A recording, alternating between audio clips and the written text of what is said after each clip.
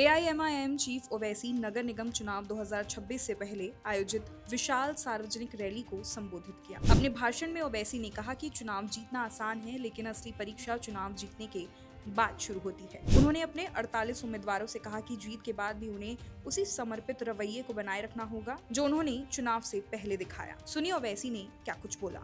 Election जीतना बहुत आसान है, मगर जीतने के बाद आपका असल इम्तिहान शुरू होता है। उस जीतने के बाद अगर आप जो इलेक्शन के दौरान जो रवैया रखते हैं, उसी इखलास और मिलनसारी के रवैये को बरकरार रखिए। गरीब अगर आपके घर को आता है तो उससे मुलाकात करिए, एक वक्त बनाइए कि अवाम के दरमियान में जाकर मुलाकात करिए, अवाम की तकालीफ को दूर करने का काम करिए, ओहदेदारों से मिलिए। ये मजलिस का काम है और इन 48 उम्मीदवारों से कह रहा हूं कि आप जब काम करेंगे इंशाअल्लाह कामयाबी के बाद ना आप किसी का मजहब देखेंगे, ना आप किसी की जात देखेंगे। आप यही देखेंगे कि ये मेरे वार्ड का वोटर है, मुझे इसका काम करना है। और मैं आपके दरमियान में खड़े होकर ये वादा कर रहा हूं कि मैं उन तमाम बड़ी तादाद में जो हमारे कॉरपोरेटर्स कामयाब होंगे, मैं पीछे रहकर इनसे काम करवाऊंगा।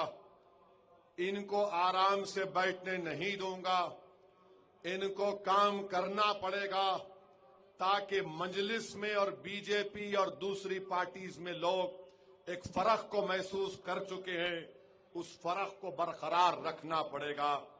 मेरी यही कोशिश है कि औरंगाबाद में मजलिस और मजबूत बने। मेरे अजीज दोस्तों और बुजुर्गों, मेरी आपसे अपील ये भी है कि मुखालिफीन मजलिस ने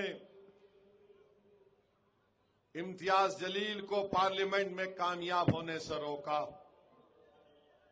आज मैं आपको खुलकर कह रहा हूं कि अगर काश इम्तियाज जलील और मेरे साथ अख्तरुल ईमान कामयाब हो जाते